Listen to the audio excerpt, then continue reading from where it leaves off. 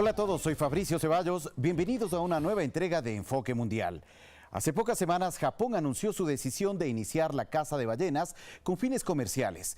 Una decisión que ha generado polémica en varios sectores, sobre todo en aquellos encaminados a proteger la vida silvestre. Pero ¿qué tan común es la cacería de cetáceos en el mundo? Hoy en Enfoque Mundial hablaremos sobre esta actividad, cómo afecta a esta especie marina y qué países son los que más cazan en el planeta.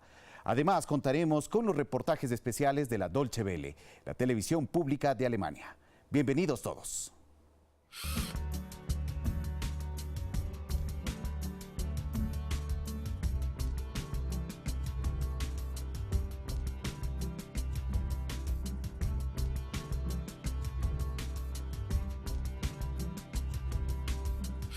La caza de ballenas o cetáceos, al igual que la pesca y caza de otros animales, es una tradición antigua que pueblos costeros practican desde hace miles de años. En lugares como Escandinavia, en el norte de Europa, y Japón, en el noroeste de Asia, la caza de estos mamíferos acuáticos ha sido común desde hace muchos años. Hasta antes del siglo XX, la cacería se realizaba de manera rudimentaria y artesanal. Era limitada y sostenible. Sin embargo, desde principios del siglo XX, con los avances tecnológicos en materia naval y la modernización de los instrumentos de caza, ya no queda casi ningún rincón de los océanos a que los cazadores de ballenas no puedan acceder. Para la década de 1930, se estima que la caza a nivel global capturaba más de 50.000 ballenas al año, lo cual era una gran amenaza para la especie y su población natural en los océanos del mundo. Es por esto que en diciembre de 1946 se firmó la Convención Internacional para la Regulación de la Caza de Ballenas y se creó la Comisión Ballenera Internacional. Desde entonces, esta comisión lidera esfuerzos internacionales que buscan limitar y regular la caza de ballenas a fin de asegurar la supervivencia y los ecosistemas de estos animales en los océanos del mundo. A pesar de ello, países como Islandia y Noruega practican la caza de ballenas con fines comerciales en sus aguas territoriales en el Atlántico Norte. Esta caza comercial tiene como fin la venta de la carne de ballena y la confección de artículos como peines, a partir de la utilización de sus huesos. La Comisión Ballenera Internacional permite la caza de ballenas a ciertos pueblos originarios en lugares como San Vicente y las Granadinas, en el Caribe, en Groenlandia, territorio de Dinamarca, y en Rusia y los Estados Unidos. Por último, Japón, que es un país con tradición de caza, al igual que Noruega e Islandia, ha ejercido regularmente la caza de ballenas a lo largo del Océano Pacífico, bajo el pretexto de investigación científica. Desde que la Comisión Ballenera Internacional decretó la moratoria de la caza de ballenas en 1986, los distintos grupos de ballenas a nivel global han visto un incremento en sus cantidades, a pesar de que los países ya mencionados continúan practicando la cacería. Sin embargo, todavía muchas de las especies siguen amenazadas por fenómenos como el cambio climático, la contaminación de sus hábitats y la proliferación del comercio marítimo, que cada vez abarca más regiones de los grandes océanos. Desde hace varios años, los gobiernos de Brasil, Argentina, Gabón, Sudáfrica y Uruguay han estado impulsando la creación de un santuario para ballenas en el sur del Océano Atlántico.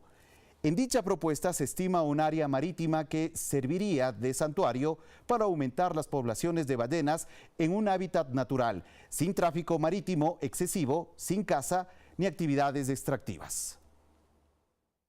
Lamentablemente, esta propuesta lleva varios años sin avanzar, incluso siendo rechazada en las últimas votaciones organizadas por la Convención Ballenera Internacional. Y como es de conocimiento general, Japón, a partir de julio, reanudará la caza comercial de ballenas, hecho que ha generado una ola de indignación y protestas en todo el mundo. Conozcamos qué implica la decisión del gobierno nipón en el siguiente reportaje. Tras la especulación de los medios de comunicación, el gobierno de Japón confirmó que abandona la Comisión Ballenera Internacional. Hemos buscado una solución para reanudar la caza comercial sostenible por más de 30 años. Sin embargo, no hubo concesiones de los países que solo se centran en la conservación de las ballenas. Lamentablemente, hemos llegado a la decisión de que es imposible que la Comisión Ballenera Internacional busque la coexistencia de estados con diferentes puntos de vista. Su argumento en repetidas ocasiones es que esto le permitiría investigar los niveles de población de estos animales y así poder tomar la decisión de que la caza comercial podría ser reinstaurada.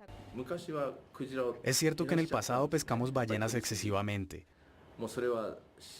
Así que para evitar que eso vuelva a pasar y para promover una pesca equilibrada, queremos saber cuántas ballenas hay en el mar y su edad. Buscamos saber si la cantidad baja o aumenta y si este es el caso, si podemos pescar más. Por medio de estas operaciones, Japón capturó cada año, tras la entrada en vigor de la moratoria, entre 2.000 y 1.200 ballenas, tales como ballenas minke o enanas, ballenas de braid o cachalotes. Las ballenas ya se encuentran amenazadas por los impactos del cambio climático que dañan su hábitat, la pesca excesiva que les deja sin alimento, la contaminación por los plásticos y la contaminación de las aguas. No obstante, defender la industria tiene un atractivo nacionalista, pues las críticas internacionales sobre la caza de ballenas a veces se percibe como una imposición de los valores de Occidente. ¿Sabía usted que hay un organismo internacional que busca la conservación de las ballenas a través de la caza controlada y regulada? Así es. Se trata de la Comisión Ballenera Internacional, que fue establecida hace 7 décadas, específicamente el 2 de diciembre de 1946, en la ciudad de Washington, en Estados Unidos. El objetivo de la comisión, como lo habíamos mencionado, es garantizar la conservación adecuada de los cetáceos y así posibilitar el desarrollo ordenado de la industria ballenera. La comisión está conformada por 88 países miembros, entre los cuales están Nueva Zelanda, Uruguay, Argentina, Brasil, República Dominicana, Estados Unidos, España, Inglaterra, México, los Países Bajos, Chile, Colombia, Costa Rica, Perú, Alemania y también nuestro país, Ecuador. La sede central de la comisión se encuentra en Brighton, Inglaterra. Está conformada por 3 comités principales: el científico, el técnico y el de finanzas y administración. En conjunto, estos comités se encargan de la protección total de ciertas especies, destinar y fijar áreas específicas como santuarios de ballenas, establecer límites sobre el número y el tamaño de los cetáceos que pueden ser capturados y también señalar las temporadas y áreas abiertas y de veda para la pesca de ballenas. Estos 3 comités también establecen prohibiciones en la captura de crías lactantes y hembras acompañadas de crías. Esta Comisión Ballenera Internacional también promueve, coordina y financia la investigación científica sobre ballenas y otras especies marinas. Vamos a hacer una breve pausa. Regresamos en breve con más de Enfoque Mundial. Sigan con nosotros.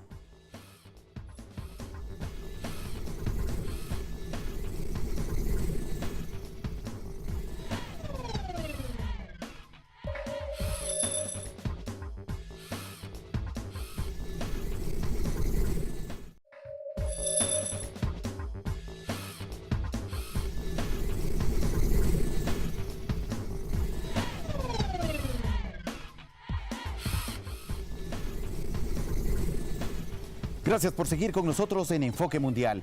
Hoy revisamos la decisión de Japón de iniciar la caza de ballenas desde mediados de este año 2019 y la situación de las ballenas en el planeta.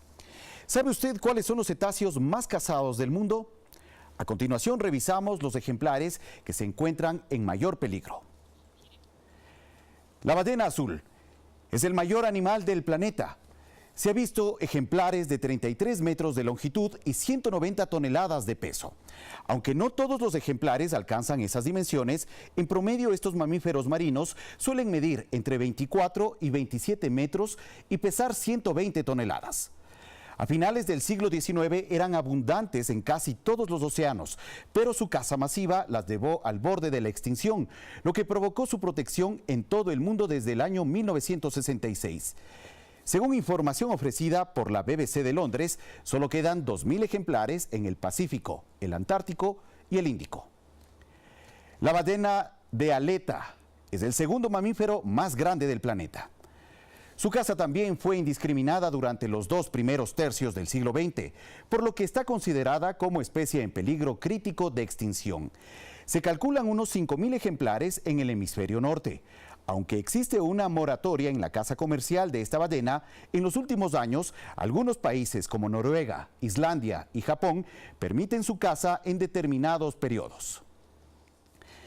La ballena franca austral es una de las más peculiares de estos mamíferos por las callosidades situadas en distintas partes de la cabeza y porque está considerada la ballena apta para matar, ya que nadan despacio, cerca de la superficie y flotan al morir.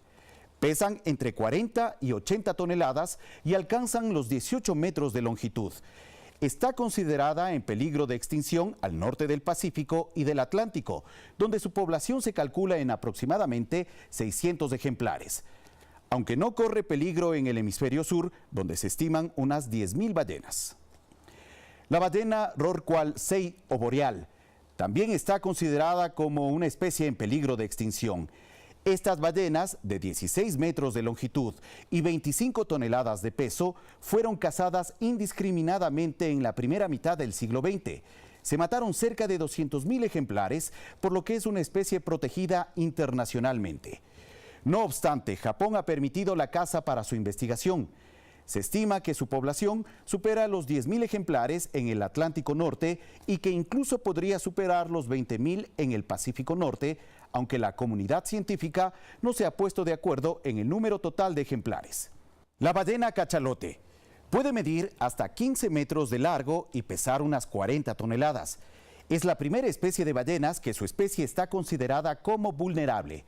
Se desconoce el número de cachalotes que pueden habitar en todo el mundo, pero según la Unión Internacional para la Conservación de la Naturaleza, se estima que pueden superar los 100.000 ejemplares, aunque su población llegó a superar el 1.000.000 de ejemplares. Está protegida internacionalmente. Su caza comercial ha cesado y son animales longevos que pueden cumplir más de 70 años de edad. La ballena de Groenlandia. Es la única ballena que pasa toda su vida en las aguas del Ártico, por lo que está muy protegida contra el frío, con capas de grasa de más de 70 centímetros de espesor. Suelen medir entre 14 y 18 metros y pesan hasta 100 toneladas. Se estima que existen unos 17.000 ejemplares, por lo que su nivel de amenaza es la categoría de riesgo más bajo. No obstante, su caza está prohibida por una ley internacional desde 1935. Y la ballena rorcual aliblanco es la especie más pequeña de todas. No suele superar los 10 metros de longitud y su peso oscila entre los 5 y 10 toneladas. Su característica principal, al margen de su vientre blanco, es que es la ballena más cazada en todo el mundo. Japón y Noruega capturan más de 2.000 ejemplares al año. No obstante, está considerada como una especie en bajo riesgo de extinción, porque su población, según los últimos datos, puede superar los cientos de miles de ejemplares. Pero en el mundo, ¿cuáles son los países que más cetáceos cazan en el mundo?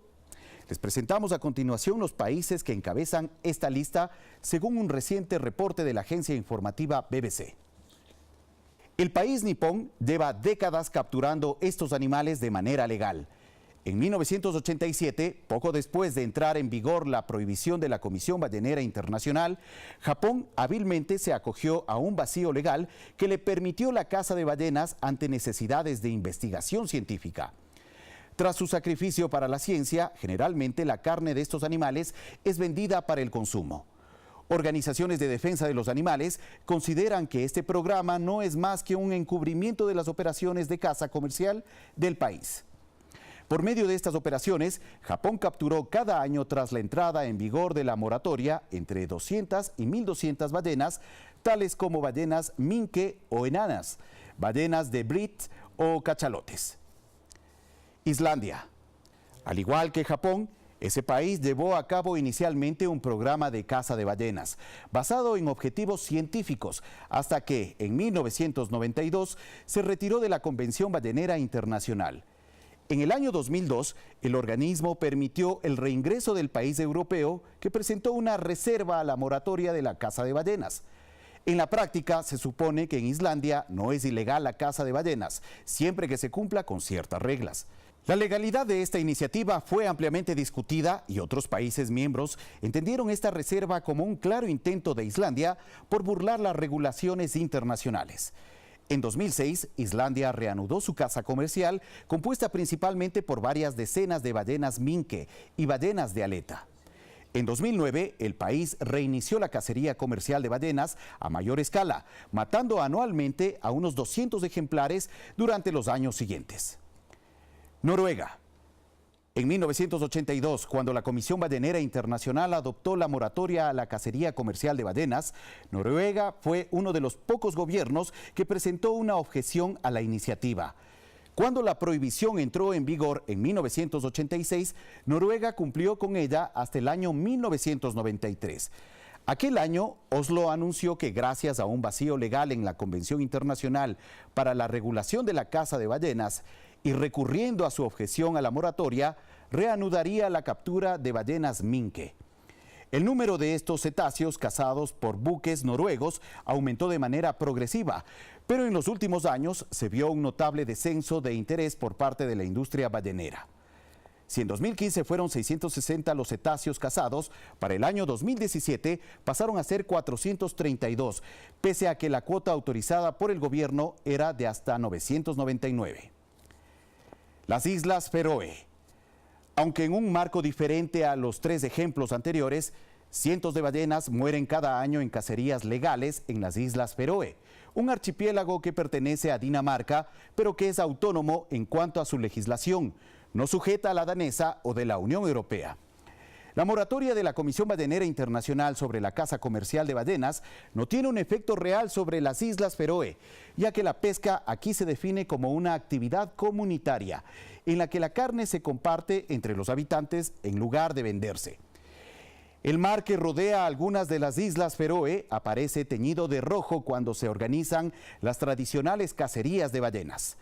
Según las regulaciones de las islas, las ballenas deben ser matadas lo más rápido posible para minimizar cualquier tipo de sufrimiento. Según sus autoridades, en el archipiélago se mata a una media de 800 ballenas por año. Y los pueblos aborígenes. La caza de ballenas es también habitual y tradicionalmente se presenta en los pueblos aborígenes de países y territorios como Groenlandia, Dinamarca, en Rusia, Estados Unidos o San Vicente y las Granadinas en el Caribe. Estas prácticas, sin embargo, no están prohibidas por la moratoria, ya que la Comisión Ballenera las enmarca en lo que consideran cacería de subsistencia aborigen. Es decir, que el organismo contempla que ciertos pueblos aborígenes pueden cazar ballenas para satisfacer sus necesidades de subsistencia y culturales. Vamos a una nueva pausa en Enfoque Mundial. Regresamos en breve con una entrevista para profundizar sobre el tema de la cacería de ballenas en el mundo. Sigan con nosotros.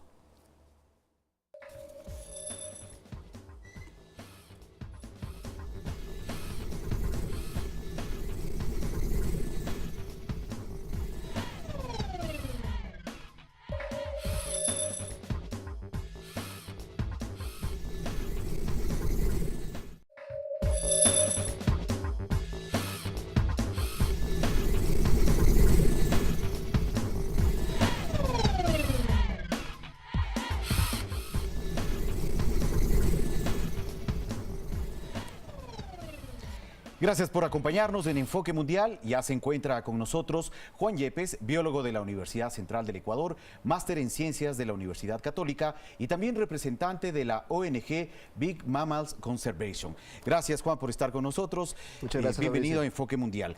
¿Cómo se encuentra la población de las ballenas actualmente en el mundo? Bueno, primero, gracias por la oportunidad de estar aquí en tu programa. El tema de ballenas, en realidad, de manera general, ha ido mejorando un poco en cuanto a las poblaciones de ballenas, desde que hubo una prohibición internacional, digamos, en cuanto a lo que es la caza y la comercialización de la carne de estos grandes mamíferos marinos. Pero bueno, justamente actualmente está como en boga el tema de que existen países que quieren retomar la comercialización de la carne de estos mamíferos marinos, digamos, y es un tema sumamente complicado porque obviamente cualquier sistema de cacería va a tender al deterioro de las poblaciones de de las ballenas a nivel mundial, ¿no? ¿A qué se debe que ahora varios países, entre ellos, por ejemplo, Japón, anuncien que a mediados de este año iniciarán con la pesca industrial de estos grandes cetáceos, de estos grandes mamíferos, teniendo en cuenta que ya hay normativas internacionales que buscan proteger y regular también esta caza industrial? Bueno, en realidad no solo es Japón en este caso, ¿no? Hay otros países, principalmente países nórdicos, como Noruega, como Finlandia, bueno, inclusive la parte de Groenlandia, que han cazado tradicionalmente las ballenas durante toda su vida, digamos, ¿no? Obviamente esto cambió cuando hubieron las normativas internacionales que evitaban el tema de la caza. Ajá. Pero, bueno, ahorita en realidad este tema está tomando mucha importancia debido a que hay vacíos legales. Hay vacíos legales tanto en la parte constitucional de cada país como en la parte de los tratados internacionales, donde les da ciertas características donde estos países podrían acogerse a esos vacíos legales para poder hacer una caza y una comercialización, digamos, entre comillas, legal de esto, pero obviamente hay los tratados internacionales que están totalmente en contra y obviamente, bueno, las organizaciones internacionales de conservación estamos muy al pendiente de qué está pasando con estos temas, ¿no? Finalmente, estos vacíos legales del cual se aprovechan varios países para llevar a cabo la cacería de ballenas, en este caso, ¿cómo está afectando la preservación de otras especies? Bueno, en realidad el tema de la conservación de ballenas, digamos, es sumamente interesante porque son animales que cumplen funciones ecológicas a nivel macro, digamos, interesantes. Cuando hacen las grandes migraciones, las ballenas en realidad van llevando con ello varios nutrientes. Varias ballenas inclusive son depredadores naturales de muchas poblaciones de peces y bueno, es por ahí el tema de la parte ecológica, ¿no? Entonces es fundamental entender y también entender que debemos seguir preservando porque se creía que había una población inmensa de ballenas cuando en realidad esto no estaba pasando. Llevamos a la extinción, digamos, de manera global a muchas especies de ballenas, de cetáceos en general, y bueno, esto es sumamente complicado. Aunque vemos que se están como que restableciendo estas poblaciones, sin embargo, no creemos que el tema de la cacería vaya a ser algo sustentable, ¿no? A futuro. Bueno, finalmente también no solamente las ballenas son animales que se encuentran en peligro o amenazados por el tema de la cacería, sino muchas especies de animales más. Desde la experiencia que tú tienes, ¿cómo has visto el tema de la conservación de las especies frente a esta realidad de la cacería que ejecutan principalmente los países más desarrollados? Bueno, en realidad es sumamente complicado el tema de la cacería de manera, digamos, generalizada, industrial o comercial, ¿no? Pero bueno, antes de que se me vaya un poco el tema, creo que habría que hablar de lo que está pasando a nivel de las ballenas a nivel país. Yo personalmente no soy cetólogo, yo soy biólogo, pero manejo otro tipo de temas más ecológicos. Sin embargo, tuve la oportunidad de conversar con especialistas a nivel país. Existen grupos de especialistas, digamos, que se están encargando de todo lo que es el manejo marino costero del Ecuador, en los que tengo que destacar, digamos, al grupo de especialistas de mamíferos marinos, en el que son parte de la AEM, se llama, que es la Asociación Ecuatoriana de Mastozoología, en el que tuve, bueno, el contacto directamente con Patricia Rosero, que es una especialista directamente de lo que es cetáceos a nivel Ecuador. ¿Y qué dice ella sobre la situación de los cetáceos en nuestro país? Unos pequeños, digamos, criterios al respecto, ¿no? Que les puedo transmitir en este caso, valga la oportunidad. A nivel de Ecuador, pues en realidad no se tiene permiso alguno para comercializar ni para caza de ningún cetáceo de manera general. Sin embargo, bueno, lo que se tiene es un poco lo que se está trabajando es investigar las poblaciones de las ballenas que se tienen a nivel país. Bueno, yo en realidad no conocía mucho lo que pasaba con estos animales, pero por ejemplo tenemos grandes poblaciones a nivel de Ecuador, de la zona marino costera, tanto de ballenas jorobadas como inclusive de orcas, que son los depredadores propios de las ballenas como tal, inclusive del animal más grande del mundo, como es la ballena azul, que está dentro de lo que es del archipiélago de Galápagos. Que vienen en ciertas temporadas a nuestras aguas territoriales, ¿cierto? Sí, básicamente vienen por migración y también porque aquí encuentran la facilidad de alimentarse e inclusive para poder generar mejores condiciones para sus poblaciones, para poder tener sus crías y de tales. Y esas especies que podemos determinar en nuestro mar, ¿finalmente son amenazadas por la industria pesquera? Definitivamente, porque hay temas como, por ejemplo, la pesca incidental, o sea, pesca que está relacionada a otros peces, digamos, o a otros individuos, pero donde por el sistema de mallado que se utiliza, pues en realidad hay individuos como por ejemplo de ballenas que se ven involucrados en este tema, ¿no? Bueno, esta es una realidad en el mar ecuatoriano, pero ¿qué es lo que pasa en el territorio, en el Ecuador continental, por ejemplo? ¿Qué tipo de especies animales están en peligro de extinción, amenazadas por el tema de la cacería? Bueno, hay que tener muy en cuenta en realidad lo que está pasando a nivel país y principalmente en la parte continental, ¿no? Varias especies, no solo de mamíferos, sino de varios grupos taxonómicos de manera general, se ven amenazadas por el tema de la cacería. Nosotros no generamos, digamos, cacería de manera comercial o industrial, sino en nuestro caso, a nivel país, pues en realidad tenemos la cacería de subsistencia por la parte de lo que son las poblaciones locales del Ecuador, que lo han hecho de manera tradicional y normal durante toda su vida. Ajá. Pero no quiere decir que porque así sea una condición como una tradición, no vaya a afectar a la parte del ecosistema. De hecho, Claro. se ve totalmente lo contrario. Vemos que la caza de subsistencia está generando mucho conflicto a nivel de los ecosistemas y en realidad tenemos que tener mucho cuidado con este tema en realidad. Vemos en pantalla uno de los animales emblemáticos de nuestro país, el oso de anteojos. ¿Es un animal que se encuentra en peligro por el tema de la cacería? Claro, actualmente, bueno, el oso está citado dentro de lo que es CITES, de los convenios internacionales, como vulnerable, ¿no? A nivel de país, pues estamos generando varias iniciativas de conservación. La gente de la academia, de las universidades, ONGs, que estamos preocupados de estos temas, pues inclusive generaron está por salir, me parece, la Estrategia Nacional de Conservación del Oso Andino. Así como está la Estrategia Nacional de Conservación del Oso Andino, pues hay grupos de especialistas también para otros animales, los jaguares, los cóndores, los tapires, en realidad. ¿Qué otro tipo de especies animales propias de nuestro territorio, de esta región de Sudamérica, están amenazadas actualmente?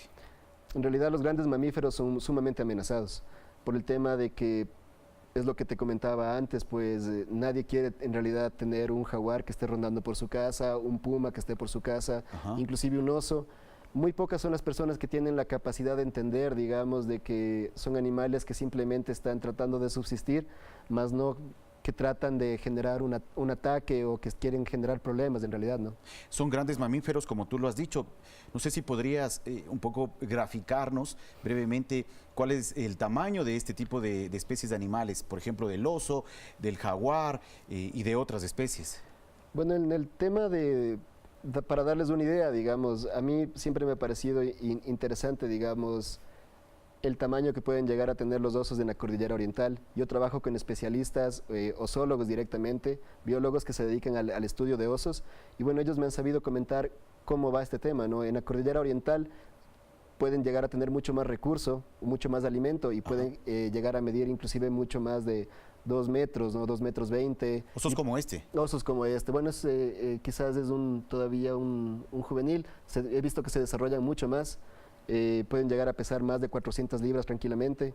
En el tema del jaguar también primero el jaguar es el felino más grande que tenemos en América, ¿no? Ajá. Y básicamente puede llegar igual a medir mucho más de 1 metro 60 me parece, y en longitud pues mucho más de 2 metros en realidad. O sea, son animales bastante grandes. Claro que sí.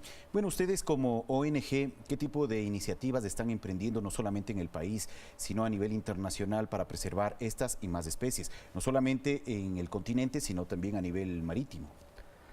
Bueno, cabe recalcar que yo estoy representando en este caso a Big Mammals Conservation, una ONG que se encarga de temas de conservación. Bueno, estamos trabajando en varias iniciativas en realidad. Te puedo mencionar algunas, pues tenemos, por ejemplo, el Mirador del Oso Andino, que es donde te mencionaba que que es una iniciativa de turismo comunitario, Ajá. donde la gente del Cantón Pimampiro, específicamente de la parte de San José de Sixipamba en Pimampiro, pues En la provincia de Imbabura. En la provincia de Imbabura generaron una iniciativa en la que la gente puede ir a visitar osos andinos en libertad y con toda la seguridad del caso, debido a que hay un río gigante y una quebrada enorme que te divide de donde estás tú a donde están los osos. Entonces tú vas tranquilamente, de hecho van niños todo el tiempo y no hemos tenido ningún problema. Los osos que con los que estamos trabajando ahí, digamos, tienen collares satelitales, entonces sabemos específicamente dónde están los osos y dónde se están moviendo. Entonces es una iniciativa sumamente importante. Bueno, a nivel, digamos, nacional, estamos trabajando directamente con el gobierno provincial de Imbabura y con otros GATs, como por ejemplo el GAT parroquial de Angochagua, en la parte de Zuleta, donde tienen mucha incidencia de lo que es grandes mamíferos, osos, venados, tapires. En realidad es una zona muy, muy interesante. Y a nivel internacional, pues bueno, la ONG, esta ONG, digamos, empezó desde hace algunos años a trabajar en temas nacionales, pero nos vinculamos, por ejemplo, con el sistema de educación ambiental de la Universidad de Bremen y estamos trabajando actualmente con la Universidad de Bremen en la ecoambulancia. Es un proyecto que vincula a colegios inclusive de aquí de la capital, como el Colegio Alemán, con colegios, digamos, de la parte rural de Pimampiro, y les hacemos un sistema de educación ambiental en conjunto. Y eso justamente es lo que estamos desarrollando con la Universidad de Bremen. Bueno, en otro sentido, digamos, también realizamos capacitaciones con la Universidad del Bosque en la parte de lo que es en Colombia, y nosotros estamos generando convenios marco de relación entre las instituciones. Muy bien, agradecemos entonces al biólogo Juan Yepes por ofrecernos sus reflexiones y también su conocimiento en torno al tema de la conservación de las especies animales. Y ahora les invitamos a ver un reportaje especial de nuestra cadena aliada, la Dolce Vele. El Gran Cañón del Colorado es una maravilla natural con un legado radioactivo. Aquí se extrajo uranio durante la Guerra Fría. Solíamos tener la tasa de natalidad más alta del país, ahora tenemos la mayor tasa de defectos congénitos. Ahora se intenta reanudar la extracción de uranio, a pocos kilómetros del Gran Cañón, para preocupación de los ecologistas. La contaminación es un proceso irreversible. El uranio también se extrajo en Alemania durante la Guerra Fría. Desde hace más de 25 años, el país lucha contra este legado de la RDA.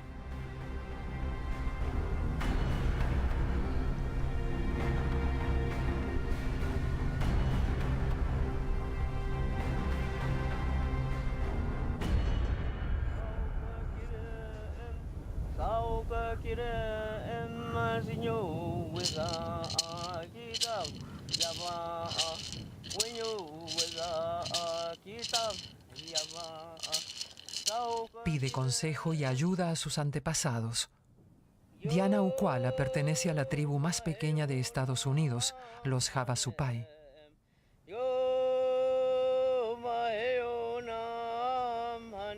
Para ellos, la montaña Red Butte, próxima al Gran Cañón, es sagrada. Diana Ukwala suele venir aquí para recolectar artemisia.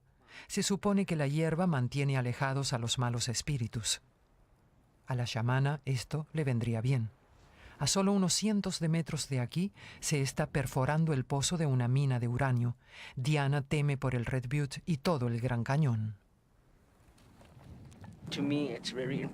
Para mí es muy importante que la gente de todo el mundo pueda visitar el Gran Cañón. Él te ayuda a mantener la humildad y a entender que no eres el centro de todo. Cuando contemplas el Gran Cañón, comprendes que eres la pequeña pieza de un rompecabezas.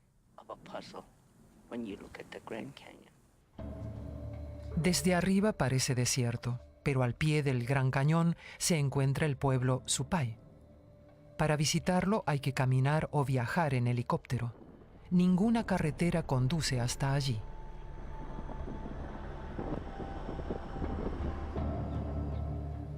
Matthew Putesoy es uno de sus 500 habitantes. Está descontento con el gobierno del presidente de Estados Unidos, Donald Trump, por impulsar nuevamente la minería de uranio. Deberían ayudarnos y apoyarnos. Pero parece que en Estados Unidos la historia se repite. Volvemos a ser profanados y explotados. Así es como me siento.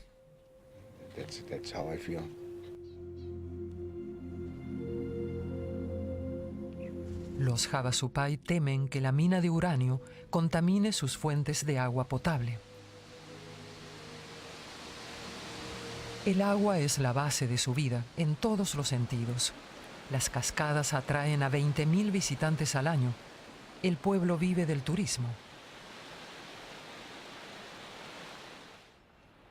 Preparativos para un concierto. El grupo Guardianes del Gran Cañón se formó en los años 80 para protestar contra la construcción de la mina de uranio. Hasta ahora, la mina nunca había entrado en funcionamiento. El rojo ocre proviene de las entrañas del Gran Cañón. Para la tribu Havasupai es una pintura sagrada que representa nuestra identidad.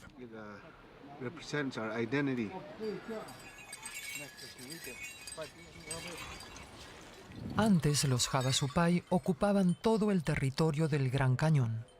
Pero en el siglo XIX, el gobierno de Estados Unidos les quitó el 90% de sus tierras.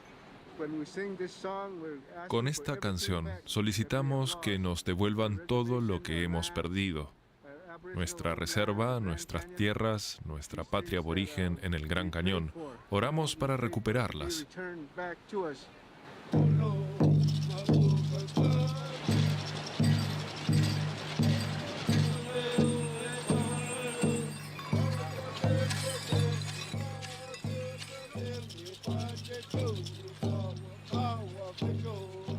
Los Havasupai presentaron una demanda contra la reapertura de la mina junto con la organización ambientalista Sierra Club.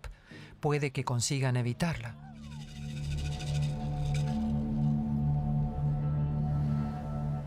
Alemania conoce las consecuencias devastadoras que tiene la minería de uranio.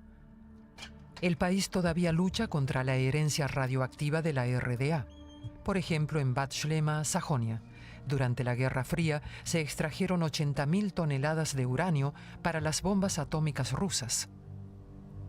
Bad Schlema, conocido como el Valle de la Muerte, fue uno de los tantos emplazamientos de la empresa minera germano-soviética Wismut.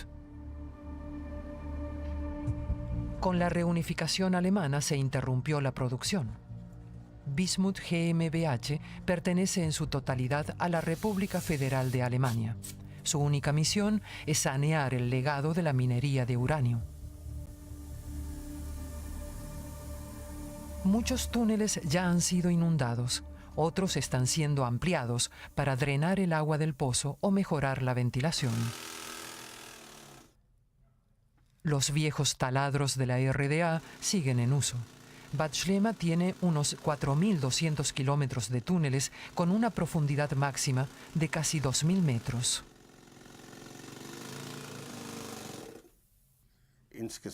Tuvimos un total de 18 plantas. Hay que imaginárselo como un rascacielos con diferentes pisos. Y cada piso es como una especie de red ferroviaria.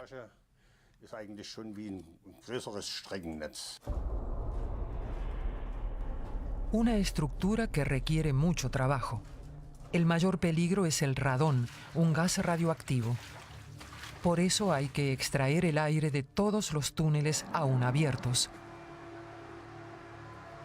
La presión negativa en toda la mina asegura que el aire que contiene radón salga por un único punto, aproximadamente a 1 kilómetro del lugar. El plan original era completar las tareas de saneamiento en 2005 y gastar 6.600 millones de euros. Ese presupuesto está casi agotado y se estima que el trabajo se prolongará por más de 10 años. Sin embargo, Wismut no cree que haya sido un gran error de cálculo.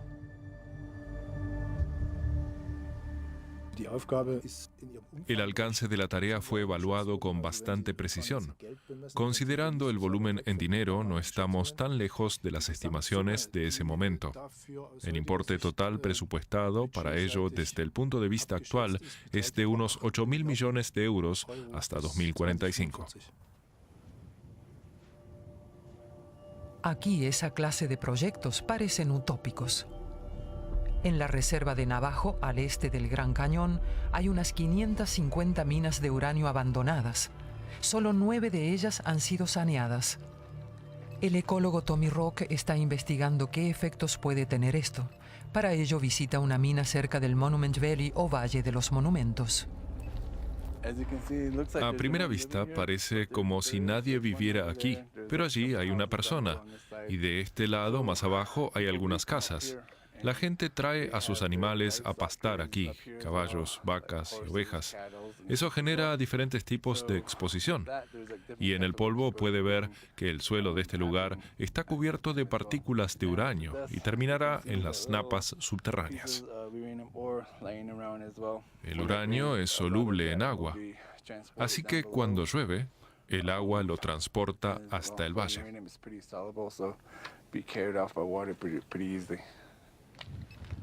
Eso tiene consecuencias. Los indígenas que viven en la nación Navajo tienen una elevada tasa de mortalidad por cáncer. ¿Por qué el gobierno de Estados Unidos no actúa? Tommy Rock cree que si las minas estuvieran cerca de los blancos, habrían sido saneadas hace mucho tiempo.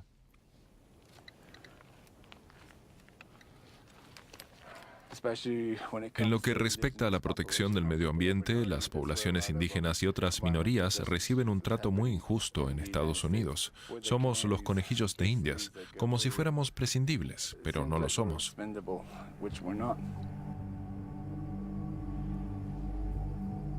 Muchos pueblos originarios se encuentran en una situación similar a la de los navajos. Se estima que un 70% de todos los depósitos de uranio están en territorio indígena. La activista Vanessa Brown, como muchos otros navajos, perdió familiares a causa del cáncer.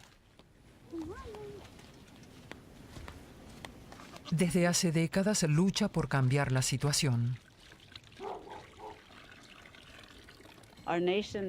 La nación Navajo solía tener la tasa de natalidad más alta del país y ahora tenemos la mayor tasa de defectos congénitos. Eso se debe principalmente a la minería a cielo abierto. Ella representa un peligro para nosotros, nuestra tierra, los animales y el agua. Afecta a todo. Vanessa Brown creció junto a una planta de procesamiento de uranio. En esa época muchas casas fueron construidas con piedras de las minas uraníferas. Nadie imaginaba los peligros.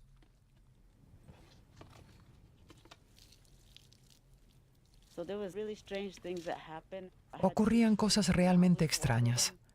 Tenía 2 árboles que regaba siempre y las aves comenzaron a caerse muertas de esos árboles. Yo no podía entender por qué aparecían estas pequeñas aves muertas al pie de mis árboles.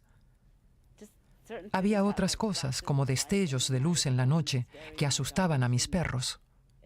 A veces parecía como una película de ciencia ficción. Una película apocalíptica que amenaza con repetirse. Ellison Gitlin trabaja para el Sierra Club, la organización ambiental más importante de Estados Unidos. Ellison acusa a las autoridades de negligencia. Se limitaron a renovar el permiso de operación de la mina Canyon de los años 80 sin hacer una nueva evaluación de impacto ambiental. El operador Energy Fuels asegura que no hay peligro y que la minería de uranio actual es completamente diferente a la que se practicaba en la Guerra Fría. Me parece ridículo. Si la minería de uranio actual es tan diferente a la del pasado, ¿por qué no revisan su plan de operación? Es el mismo de 1984. Es una mina clásica. Transportan el mineral en camión a una planta de procesamiento, exactamente como lo hacían en la década de 1980. No hay nada nuevo en eso. El gobierno estadounidense quiere lograr una mayor independencia en la minería de uranio. Actualmente, las centrales nucleares funcionan con uranio importado. En 2017, se extrajeron casi 60.000 toneladas de uranio en todo el mundo.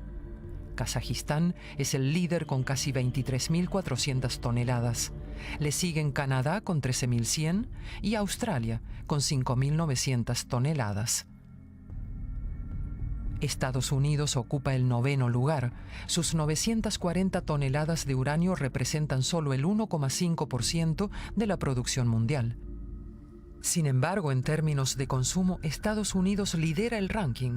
En 2016 consumió 18.200 toneladas de uranio. La producción propia cubre solo una mínima parte de la demanda. Por eso el gobierno de Estados Unidos hace todo lo posible para impulsar la producción nacional de uranio. La mina Canyon comenzará a funcionar en 2019. Energy Fuels espera que para entonces el precio del uranio supere los $100 por kilo. A partir de ese precio, la minería resulta rentable. La ecologista Ellison se reúne hoy con Fred Tillman, del Servicio Geológico estadounidense, que forma parte del Ministerio del Interior. Tillman le mostrará cómo controlan a la mina Canyon. No pueden entrar en las instalaciones. Pero ya en la valla perimetral hacen un descubrimiento. Los animales pasan por aquí para llegar al estanque, accediendo así al agua contaminada. La agencia de Tillman ha instalado varias estaciones de medición. Este es nuestro pozo para monitorear las capas de agua subterráneas. Desciende hasta los 110 pies, unos 335 metros. Eso no es lo suficientemente profundo para monitorear el agua subterránea. Correcto, pero si hubiera algún impacto podríamos detectarlo primero en esta capa de agua subterránea. Se sabe muy poco sobre el sistema de aguas subterráneas ramificadas en el Gran Cañón. No sabemos si el agua de esta zona fluye hacia el Gran Cañón, que está a pocos kilómetros de aquí, o en la dirección opuesta, hacia la aldea Supay. Sin más información no podemos determinar si el agua resultó contaminada, ni qué dirección tomó o cuánto tiempo le llevó llegar. Pero la empresa no quiere esperar hasta contar con toda la información. La compañía minera dice que no hay ninguna evidencia de que el agua subterránea vaya a ser contaminada y que seguirán adelante, pues no hay pruebas de que habrá algún daño. Pero yo creo que es mucho lo que está en juego: el Gran Cañón, la tribu Havasupai, la nación Navajo. Son muchas las personas y animales afectados. El Gran Cañón es demasiado importante.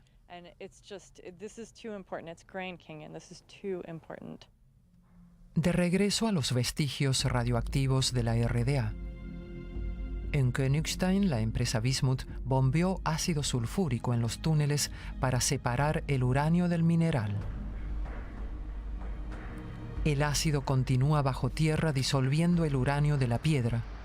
Para no contaminar el agua subterránea, Bismuth extrae permanentemente el agua de los túneles. En estos tanques se filtra el uranio del agua utilizada. El material radioactivo finalmente se vende. A mediados de los años 90, la cifra ascendía a 600 toneladas anuales. En 2017 son apenas 34.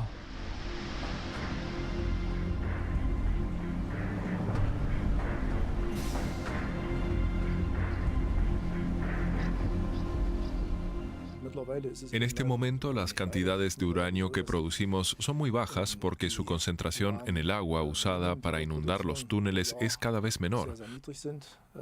Por eso, los ingresos ya no refinancian esta etapa del proceso. En términos comerciales, resultaría conveniente dejar de hacerlo y seguir un camino diferente.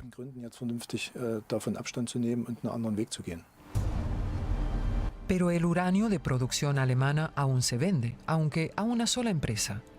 La estadounidense Nuclear Fuels Corporation distribuye combustible para centrales nucleares en todo el mundo. El destino último del uranio alemán es incierto.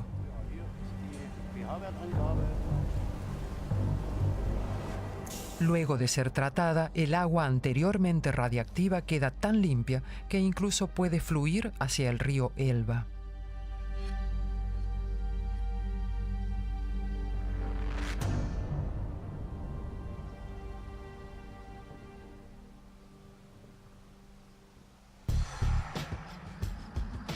En la desértica Arizona, el agua es un bien escaso.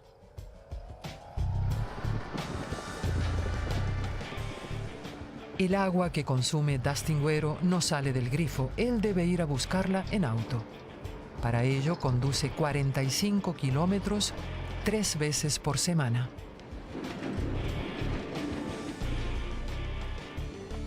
Alrededor del 40% de la etnia navaja no tiene agua corriente. Dustin utiliza un pozo aprobado oficialmente que verifica la calidad del agua de forma regular.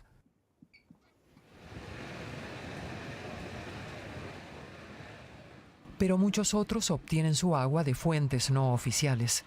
Eso es una práctica peligrosa que se intenta impedir. La mayoría de los pozos están cerrados. Les pusieron un candado para que ya no podamos extraer más agua. La razón es que el agua de esos pozos está contaminada o envenenada con uranio o con arsénico. O que su pH es demasiado alto y ya no se puede beber.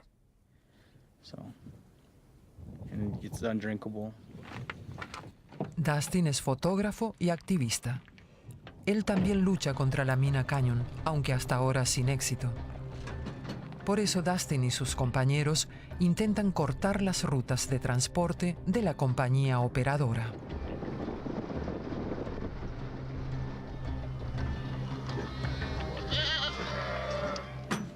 La iniciativa Howl No tiene como fin evitar que el uranio de la mina Canyon sea transportado a través de la reserva hacia una planta de procesamiento.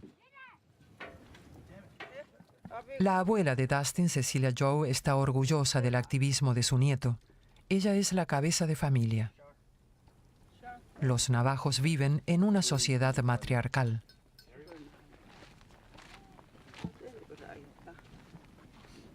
De niña, Cecilia Joe trabajaba en una mina de uranio. Con 11 años cargó por primera vez el mineral sobre el lomo de los caballos con sus propias manos. Le pagaban con comida. De adulta sufrió cáncer de colon. Por eso recibió una compensación. Sin embargo, no cuenta con apoyo financiero permanente. Si la iniciativa de su nieto no tiene éxito, en breve, 12 camiones llenos de uranio pasarán todos los días por el asentamiento de Cecilia.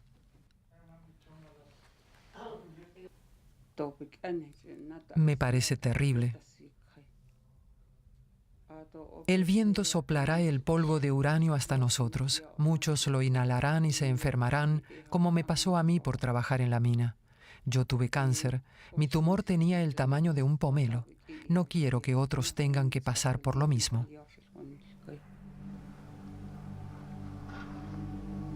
La minería de uranio ha causado innumerables víctimas en todo el mundo.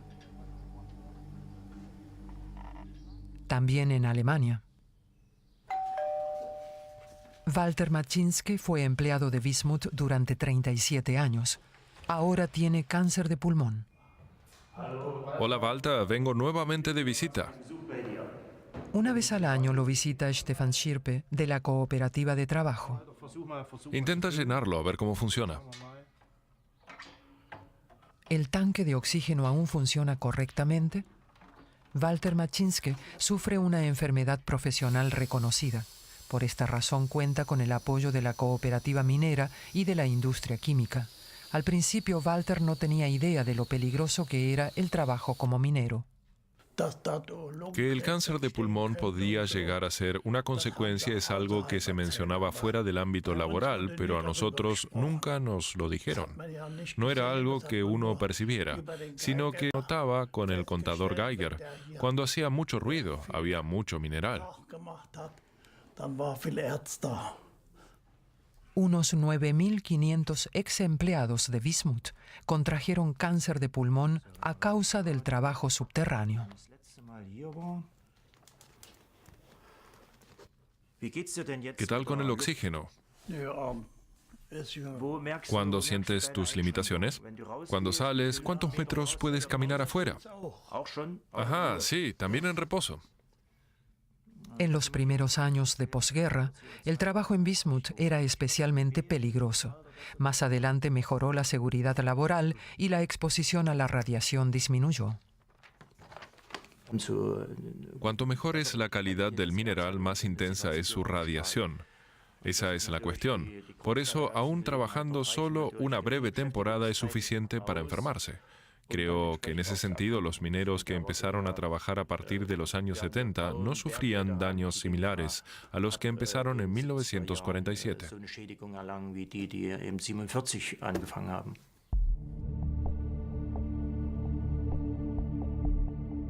En Sellingstedt, Turingia, Wismut sanea el parque de sedimentación de una antigua planta de procesamiento de uranio. Es una superficie de 1.300 hectáreas. Estos hombres están pisando terrenos pantanosos. Bajo la superficie hay una ciénaga llena de residuos del procesamiento de uranio. El terreno ahora está siendo drenado palmo a palmo. Las mechas absorbentes sirven para drenar el agua del subsuelo. Hasta ahora se han introducido unos 7.500 kilómetros de este material textil. Para que el agua se escurra a lo largo de las mechas, el lodo es exprimido como una esponja. Sobre la superficie se colocan varias capas de arena, grava y tierra mineral. Los trabajos aquí continuarán durante aproximadamente otros 10 años. A diferencia de Estados Unidos, Alemania tiene un plan para ocuparse de su legado radioactivo. La diferencia principal del enfoque estadounidense con respecto al enfoque alemán consiste en que las actividades de saneamiento se concentraron principalmente en las plantas de procesamiento, mientras que con las plantas de extracción o yacimientos mineros no se hizo prácticamente nada.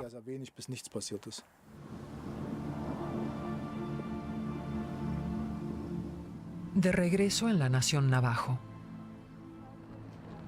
Dustin se reúne con una compañera de lucha, Sarana Ricks, colabora en su iniciativa contra el uranio. Ambos inspeccionan un antiguo asentamiento aledaño a una planta de procesamiento de uranio. De repente, Sarana se siente abrumada por sus recuerdos. Su abuelo vivió y trabajó aquí. Hace unos años murió de cáncer. Falleció solo en su cocina. Nadie sabía que estaba enfermo. Es una más de las tantas historias tristes que muchos navajos han sufrido.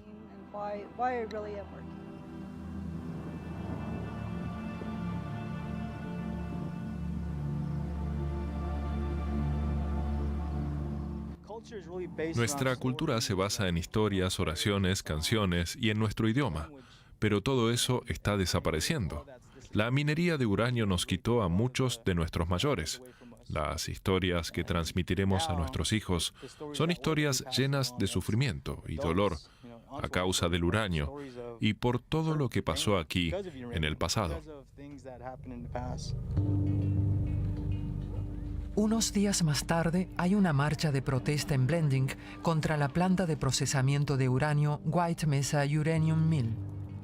Todo el uranio y los residuos nucleares de Estados Unidos van a parar aquí. También los de la mina Canyon serían procesados en Blending.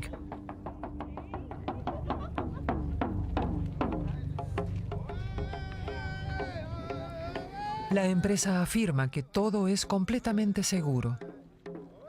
Pero el contador Geiger demuestra lo contrario. La radiación aumenta significativamente.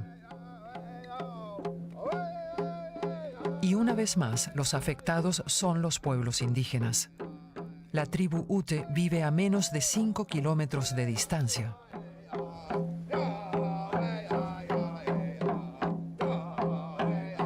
Dustin asegura que no es casual que los aborígenes sufran especialmente por la minería de uranio. Se trata de racismo. Es una especie de genocidio cultural. No nos escuchan. No quieren ver que todavía estamos aquí, que aún seguimos vivos. Pero como todo pueblo aborigen vamos a resistir. Aunque el cáncer nos esté diezmando, nos mantendremos firmes e intentaremos derrotar a este monstruo.